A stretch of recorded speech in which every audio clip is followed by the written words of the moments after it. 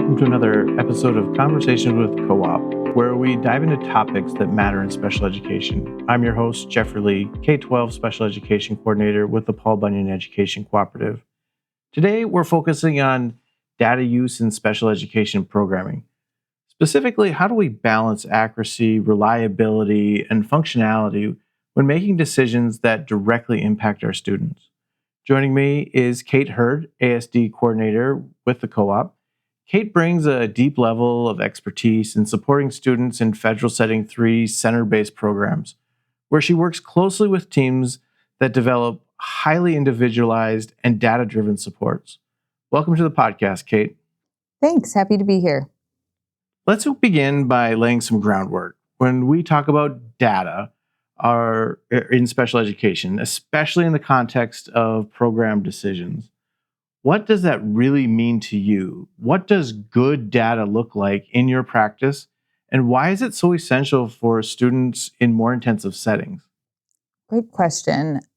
I think when we're thinking about data, looking at programming decisions, specifically in our center-based programs, it's really important that we look at socially significant behaviors and objectively define them. I think about accuracy in data being really important in these settings because we're testing our interventions. So we use the data to determine whether the interventions are working or not. And then we make adjustments based on that. And so the data that I typically look for in these center-based programs is more specific than what we might see in a setting 1 or 2, or even a setting 3 that isn't center-based. And it's really ongoing data and usually not as easy to collect. And from my side, I often think about data in terms of function.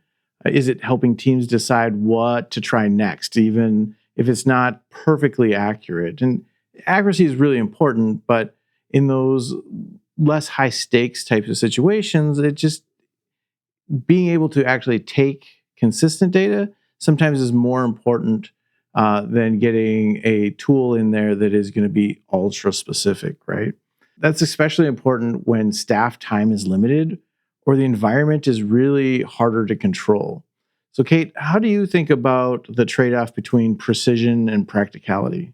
So I think of, both of them are equally as important because your data is only going to be as good as the person collecting it. So if in real life situations, you're not able to collect reliable data, then that's a problem in and of itself. But for many of the kids that I support and the programs that I support, we do need some precision with it as well, because we're basing our decision, we're implementing very specific strategies to target a specific behavior.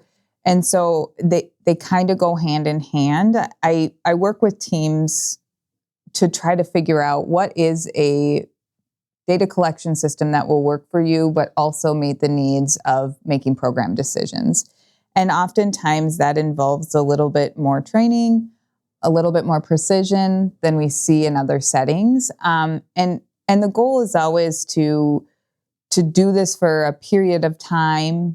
4 to 6 weeks is usually the recommendation, and then get a good program in place for the student that actually works. Unfortunately, sometimes the more precise data is needed for longer periods of time because our intervention, we find out, doesn't work, and we need to try another one, and the process starts over. So I know that can be frustrating for teams, but it's really the nature of the beast in those programs where we do need more individualized interventions, hence why they're in a more restrictive setting.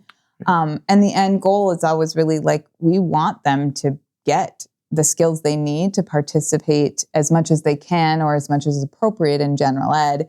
And we really need those precise interventions to get kids there oftentimes. So it is a balancing act for sure. And it's a give and take. I try to be creative when I see the limitations of teams because everybody knows we always could use a couple more bodies. And if we had these extra bodies, we could do a lot more. So it's balancing what is realistic for this environment, but also targets the specific behavior that we're struggling with as a team or that the student's struggling with. Sometimes I think about this in the precision and reliability and functionality of it in terms of hey, what am I going to pick for supper tonight? Right? that's a pretty low stakes thing. Like, we just need to make sure people are eating. But if I'm diabetic, all of a sudden that makes a bigger difference when I'm asking that same question. I need to be a little bit more accurate in what I'm doing. So the stakes become higher, the accuracy kind of needs to increase too. If I don't have any health concerns and it's just really about like, I just need to pick something out, the accuracy of what I want and what I need becomes less important. And I think that analogy of having the recipe, if you pick a recipe you're going to make, you need the right ingredients. And so that's oftentimes what I spend my time is like, what are the ingredients we have to work with in this program with this kid? And what can we make out of those ingredients realistically? And we don't always, I'm guilty of this, everybody's guilty of this, we don't always hit the mark right away. So we might think we're going to make this recipe and we're missing a key ingredient. Yeah. And then we have to go back to the drawing board. So that's what makes data so important, is we're collecting these things to determine what's missing sometimes, or we put this plan in place and we go to take the data and we go, we're missing this key ingredient. This isn't the right behavior to target first. And so it's really prioritizing and figuring out, what does that look like in real time for this team, right, or this kid or this family, because that those ingredients change significantly, kid to kid, setting to setting, staff team to staff team, and how do we work with what we have and make the best outcome we can? And data really does drive those decisions. Absolutely. Something that I really appreciate about working together with you is that we come at data from very different angles at times. We're both really aiming for the same thing, better outcomes for our students, right? You're often supporting teams who can control a lot more variables, and they work in a high inter-rater reliability type of situation.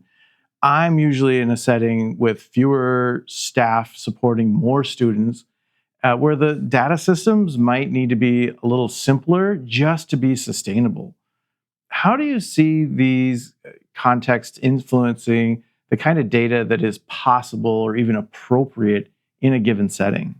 Yeah, that's a great one. I think the context influence our ability to do everything. So when we talk about inter-observer agreement or inter-rater reliability, we're talking about the same thing. Like, do we have a good objective definition? Do we have the right staff to do that? And do the staff have the time to take the data that's needed? And so in general ed, it may look a little different because you can't control the situation as much. So we might pre-teach the skills in the smaller center-based program where we can control more of those variables. But in a school setting, we're never going to be able to control all the variables. Well, and I think even in that regards, the number of times I've gone into a meeting and people have the best of intentions. They think this is really great. Yes, I can do this. And then they go put it into practice and they realize, holy cow, this was more complicated than I thought it was going to be. So I think a lot of those teams, even in general ed, start off with this like, yep, we're going to do this. The practicality kind of, when they get face to face with it, changes their perspective on it. And that's a big piece, sustainability in your data collection. I think about, teams that go in, like you said, and they're like, we're going to do this, we're going to do this. And then they get in real time and a behavior from a different student happens. And we have to prioritize that for safety reasons or whatever reason. Mm-hmm. I think of toileting issues, things like that just pop up that staff need to deal with immediately that interrupt this. And if it happens sporadically, it's okay because we're taking data frequently enough to kind of encompass some of those, and we'll get enough data so that those little blips don't matter. If it's happening hourly, daily, then we have to look at, is this the right system? And is the data that we're collecting actually what we want for the outcome? And that gets tricky because oftentimes the students that I get called in for don't engage in one challenging behavior, they engage in several. Right. And so prioritizing that really depends on the context. Sometimes running's a big problem when they're getting out of the building, but in a gym class or at recess, it no longer is. So really trying to target behaviors that, I love the term socially significant. Behaviors that impact them in multiple settings are the behaviors we want to tackle. And again, knowing our realm of control with that is we get them for 6 to 7 hours a day, and then they go to an environment that we don't have control over. So how are we teaching kids and taking the right data to go, yeah, this is worth working on because it generalizes to different settings? That can be really tricky to determine that and then create a data system that actually captures what we want. Well, I think we've consulted on a few situations where they'll list a ton of behaviors too. And then when you really look at it, you talk about like almost classifying them. Like these all kind of have the same function. And we can just have like this one classification instead of tracking every single individual behavior. Can you explain a little bit more about that? Yeah, I think that's a great way of describing it. I do tend to look at behavior based on its function because our interventions, we have a lot of interventions, but we have a set number that are research-based, that work with kids. We can tweak those interventions, but we need to keep the integrity. And I think sometimes grouping behaviors, it gets overwhelming when we talk about verbal behavior, physical behavior, elopement behavior. But sometimes we'll write it in episodes. And the key there is that operational definition. I want to describe it so that if I come in, I'm rating it the same as you are. But when we're rating 10 behaviors, it's impossible to do it with accuracy. And so figuring out, sometimes we'll label tantrum behaviors, which on the surface might seem too broad. But when we look at the definition, it includes dropping on the floor, screaming, yelling. It may include shutting down, head on table. There may be multiple behaviors, but they occur kind of in the same episode. It's easier to track episode data then versus trying to track frequency. And when it comes back to actual programming, we need to tackle all of those things, not just one. And the frequency, if I am punching somebody in the face, it doesn't matter if I do it once. I mean, it does matter, but we don't want to see it at all. So if I'm tallying the numbers, the goal isn't that I get down from hitting them 10 times to 1. The goal is 0. Right. And I think I've learned a lot in our discussions about this is just like, I'm a data squirrel. I like to collect data on everything, but really bringing it back to how is this impacting programming and getting that data really narrowed down. So when we do clump behaviors together and call them episodes, that makes it easier and more reliable data for staff to collect. We're saying, okay, we're going to collect this episode. When you see A, B, and C happen, we're going to count that as 1 instead of doing frequency counts, which most of the behaviors I get called in on, we want it to be 0. Yeah. We don't want them to run 1 time out of the building. We want them to run 0 times out of the building. Right. We want to teach them to run to a place, things like that, where episode data is really what we need and precision data isn't. The number of times they do that doesn't matter necessarily when we think about like the big scheme of things. If we're running out of the classroom and out of the building, whether they do that 10 times or 1 time, it's still a dangerous behavior that has to be addressed. And again, obviously, it's more intense if it happens more frequently. I don't want to paint a picture that it doesn't matter, but as far as interventions go, we're going to run an intervention to address the running behavior. Right. And so that's where that clumping of behaviors becomes more manageable for staff and programming. And I think the other piece is that we will sometimes have staff that will, if we track one behavior and then the kid changes the behavior, but it's still kind of in that same class, we don't want to abandon everything, right? So, yep, we're making a little bit of difference here. And again, those things that we want to get down to 0, right? Like that physical aggression, hitting somebody, right? Maybe they stopped hitting me directly, but now they're starting to throw things at me. I'm not going to just change everything just because that super specific behavior is there, because it's still, again, going back to the function, meet that same function for the kid. And so we're really not changing anything, but being able to say that physical aggression and define it in all of those ways allows us to keep moving forward instead of having to redraw everything up. Exactly. And that's really important and challenging for teams to say, when we look at behavior from a functional lens, it helps us go, well, this falls into this same category. And typically what we know about behavior is when one quits working, we replace it with something else. Ideally, we're going to replace it with something that's a functionally equivalent replacement behavior that we want to see. And then end goal, obviously, is they behave in the way that the most ideal way we want them to. They engage in whatever we're presenting to them. But many of the kids are far from that ideal behavior or the best behavior. And so how do we work through some of those things? But understanding behavior in terms of function means when it's an escape avoidance behavior, our intervention likely won't change based on what is presented in front of us, because we know I'm going to engage in whatever behavior I'm engaging in to escape the demand. If I'm engaging in behavior to access things, I'm doing that because I want access to it. It doesn't matter if I'm poking you, if I'm throwing, because ultimately it serves the same function. So our intervention usually stays stable if we get the function right. We may need to tweak it. We may need to adjust it to target that specific behavior. But oftentimes I see that we want to abandon because we're seeing a new set of behaviors, but it still falls under that same function. And so the intervention stays, it still works. And that's that balance between, it's not super specific. And so some people will see super specific and think that makes it more accurate, as opposed to that functional, like we can do this with this class of definition. But going back to what you said before, like operationally defining it, putting that in that definition actually makes it accurate. If we've got it well defined and everyone's doing the same thing, we have accuracy with a broader lens. Yes, and we can update that operational definition to encompass if it was running out of the building, now it's running out of the classroom only.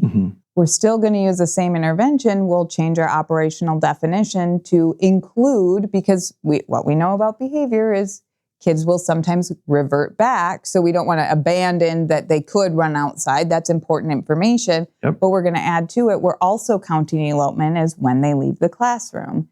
And so that definition can morph over time. That doesn't necessarily mean our intervention needs to change. Maybe it does, but most of the time we can stay stable, make adjustments to our intervention, and continue on. At the end of the day, teams are making decisions that really matter, like placement, goal progress, program changes. What guidance would you offer to educators and case managers trying to decide when to push for more precise data and when to go for something a little more operationally functional? What kind of factors should they be weighing in those decisions? I think, the intensity or type of behavior that kids are engaging in, dangerous behavior, we typically need more precise data for. We want to know the context in which it's happening. If the child is included more in the general ed setting, we're going to need to take into account all the factors we can't control in that setting. What skills does a child need to participate in that setting that they currently don't have? So really looking at a description of what are our target behaviors? What context are we seeing them? What environment is triggering these behaviors? So really looking at that antecedent behavior consequence sequence for those and weighing out if they have 20 skills that they need in order to participate in morning meeting in general ed, my question, that kind of tells you that's a lot of skills to get in place before they're ready for that. And so number of skills, intensity of the behavior that you're seeing, those things weigh significantly when we're making program or placement decisions. And I think it can be frustrating. I sometimes feel like I close the door on teams when they want to move to a more restrictive setting. And because we don't have the right data, we don't know the skills that are missing. And some skills that are missing, we can easily teach in that general ed environment. Some skills that are missing, gosh, it's just really going to be challenging to make it meaningful and not disrupt the current learning environment for other students. So looking at the skills they're missing, the skills they have in place, and looking at what skills do they need. So it really does take understanding the environment in which they're going into, understanding the student well, and having data to support those decisions. Kate, thank you for this conversation. What really stands out to me is that both perspectives, yours focused on that accuracy and reliability, and mine on that functionality and feasibility, have a place in a strong special education programming. The key is knowing when each approach serves the students best. To our listeners, thank you for tuning into Conversations with the Co-op. Whether you're working in a center-based program or a resource room, we hope today's episode gave you some helpful ways to think about data in your own setting. Stay tuned for future episodes as we continue to learn together. Until next time.